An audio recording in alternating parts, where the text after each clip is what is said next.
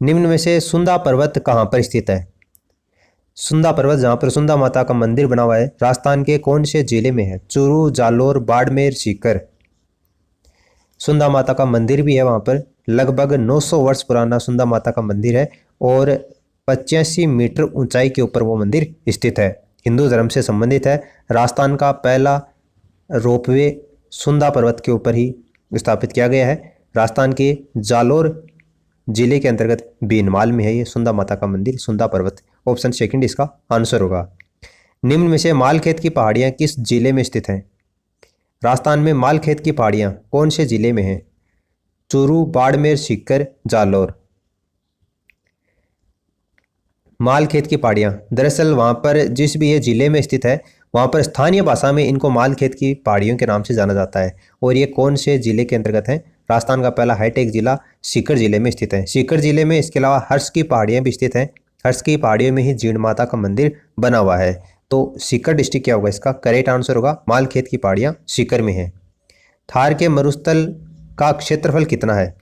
थार के मरुस्थल का क्षेत्रफल कितना है? विश्व के 10 सबसे बड़े मरुस्थल में से एक है थार का मरुस्थल। भारतीय उपमहाद्वीप में यह फैला हुआ है और राजस्थान के कुल क्षेत्रफल का 60% भाग थार के मरुस्थल में आता है। राजस्थान के कुल क्षेत्रफल का 60% भाग किस में आता है? थार के मरुस्थल में आता है। तो थार के मरुस्थल का क्षेत्रफल आपको बताना है। तो देखिए इसका आंसर होगा 2,33,100 वर्ग किलोमीटर। ऑप्शन थर्ड इसका करेक्ट आंसर होगा। निम्न में से मरुधर के नाम से राजस्थान का कौन सा संभाग प्रसिद्ध है? मरुधर के नाम से राजस्थान का कौन सा संभाग प्रसिद्ध है? बीकानेर संभाग, कोटा संभाग, उदयपुर संभाग या जोधपुर संभाग?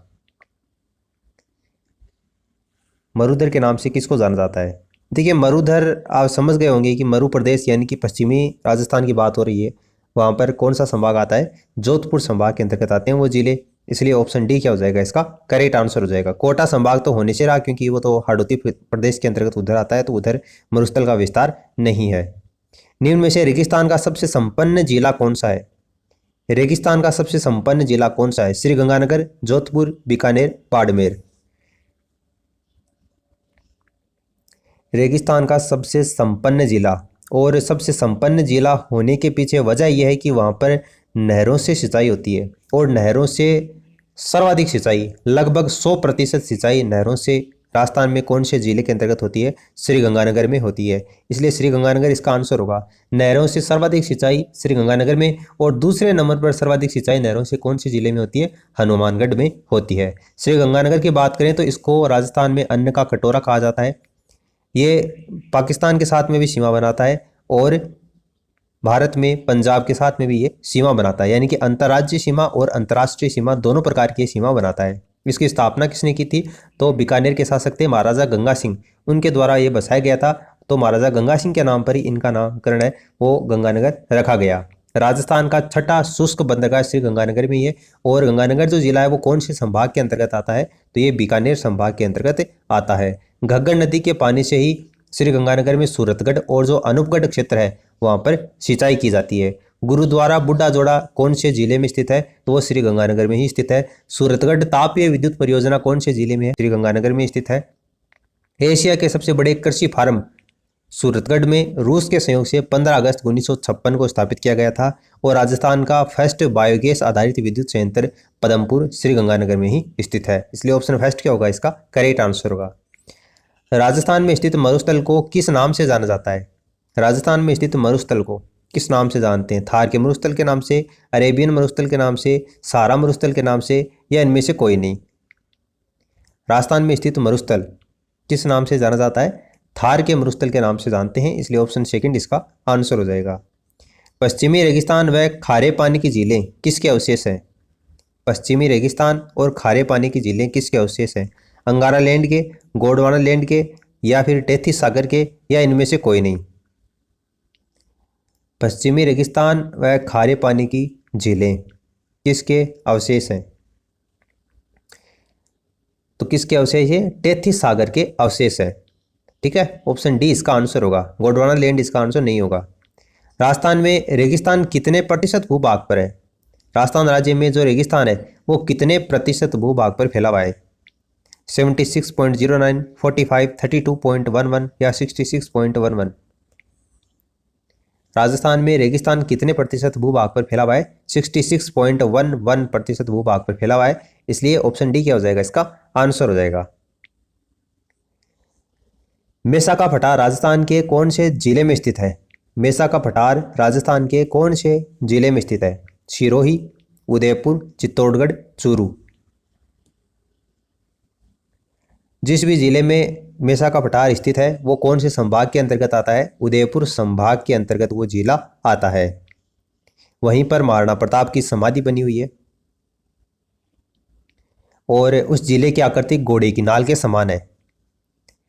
और मध्य प्रदेश में चंबल नदी का उद्गम होने के बाद में राजस्थान में वो इसी जिले के अंतर्गत प्रवेश करती है। 84गढ़ से राजस्थान में वो प्रवेश करती है। 84गढ़ कहाँ पर है? चित्तौड़गढ़ में है, इसलिए ऑप्शन सी क्या हो जाएगा, इसका आंसर हो जाएगा। ये राजस्थान का एक खंडित जिला है, यानी कि दो टुकड़ों में बटा हुआ है। एक तरफ तो मुख्य चित्तौड़ और इससे अलग होकर रावतबाटा, वो भी चित्तौड़गढ़ का ही भाग है, तो इसको खंडित जिले की श्रेणी में भी अपन डालते हैं। चंबल नदी के ऊपर जो राणा प्रताप सागर बांध बना हुआ है वो रावतबाटा में स्थित है और चूलिया जलप्रपात है वो भी चित्तौड़गढ़ में ही बनता है। इसके अलावा एशियाई शेरों के लिए जो फेमस है बस्सी अभ्यारण्य वो भी चित्तौड़गढ़ में ही है और चित्तौड़गढ़ में ही भैंसरोडगढ़ अभ्यारण्य भी फेमस है। इसके अलावा मातृकुंडिया जिसको राजस्थान का हरिद्वार कहते हैं वो भी चित्तौड़गढ़ जिले में ही स्थित है। सीमेंट उत्पादन के मामले में जो फर्स्ट स्थान आता है, पहला नंबर राजस्थान में, वो चित्तौड़गढ़ का ही आता है। इसके अलावा जाजम प्रिंट, दाबू प्रिंट, कास्ट कला, ये कहाँ की फेमस है? चित्तौड़गढ़ जिले की ही प्रसिद्ध है। मेसा का पठार जिसके ऊपर चित्तौड़गढ़ का दुर्ग बना हुआ है वो चित्तौड़गढ़ में ही स्थित है। निम्न में से अर्धचंद्राकार बालुका स्तूप कहाँ पर बनते हैं? अर्धचंद्राकार बालुका स्तूप राजस्थान में कहाँ पर बनते हैं? पश्चिमी रेगिस्तान में, शुष्क मरुस्थल में, उत्तरी रेगिस्तान में या उपरोक्त सभी में?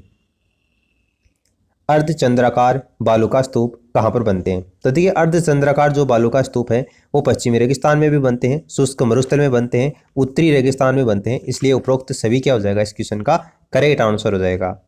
राजस्थान राज्य का कौन सा भौतिक प्रदेश टेथिस सागर का अवशेष है?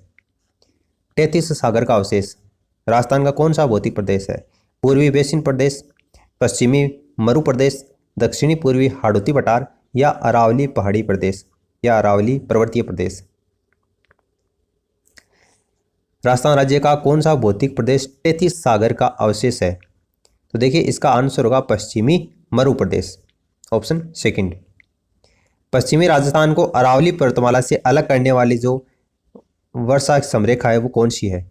पश्चिमी राजस्थान को अरावली पर्वतमाला से, यह आपकी अरावली पर्वतमाला है, ये इधर पश्चिमी राजस्थान है, इधर पूर्वी राजस्थान है, इसको अलग करने वाली ये जो अरावली पर्वतमाला है ये कितनी समवर्षा रेखा से अलग करती है? 15, 50, 14, 25। तो देखिए ये जो है वो 50 सेंटीमीटर वर्षा रेखा से अलग करती है, ऑप्शन सेकंड इसका आंसर हो जाएगा। पवन की दिशा के समकोण पर बनने वाले जो बालुका स्तूप हैं उनको क्या कहा जाता है? पवन की दिशा के समकोण पूछा है आपको, अनुदिश नहीं दिए रखा। दरअसल ये मरुस्थल से रिलेटेड ये जो बालुका स्तूप हैं, धार है, धरियन है, खड़ीन है, इन सब के लिए मैंने आपको एक अलग से वीडियो प्रोवाइड करवा रखा है। सारी टर्म्स के बारे में अपन वहाँ पर बात कर चुके हैं, काफ़ी लोगों ने उसको देखा है, तो आप भी उसको ज़रूर देखना। देखिए पवन की दिशा के समकोण पर बनने वाले जो बालुका स्तूप होते हैं उसको किस नाम से जाना जाता है? अनुप्रस्थ के नाम से जाना जाता है। और जो पवन की दिशा के अनुरूप बनते हैं उसको अनुदैर्ध्य के नाम से जानते हैं, लेकिन समकोण पर जो बनते हैं वो अनुप्रस्थ होते हैं, इसलिए ऑप्शन डी क्या हो जाएगा, इसका आंसर हो जाएगा। निम्न में से आंतरिक जल प्रवाह का उत्तम उदाहरण कौन सा है? आंतरिक जल प्रवाह का उत्तम उदाहरण, डीडवाना, नावा, कुचामण, सांबर।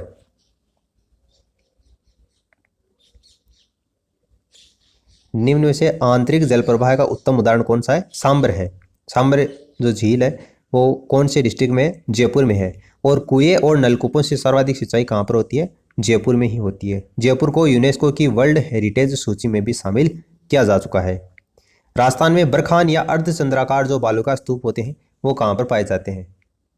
भालेरी, मेढा नदी घाटी, सूरतगढ़ या उपरोक्त सभी?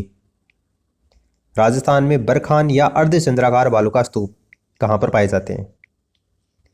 देखिए भालेरी में भी पाए जाते हैं, मेडा नदी घाटी में भी, सूरतगढ़ में भी, इसलिए उपरोक्त सभी क्या हो जाएगा, इसका करेक्ट आंसर हो जाएगा। उम्मीद है आपको इस वीडियो से काफी कुछ जानने को मिला होगा। इस वीडियो में फिलहाल इतना ही। Thanks for listening and as always God bless you all.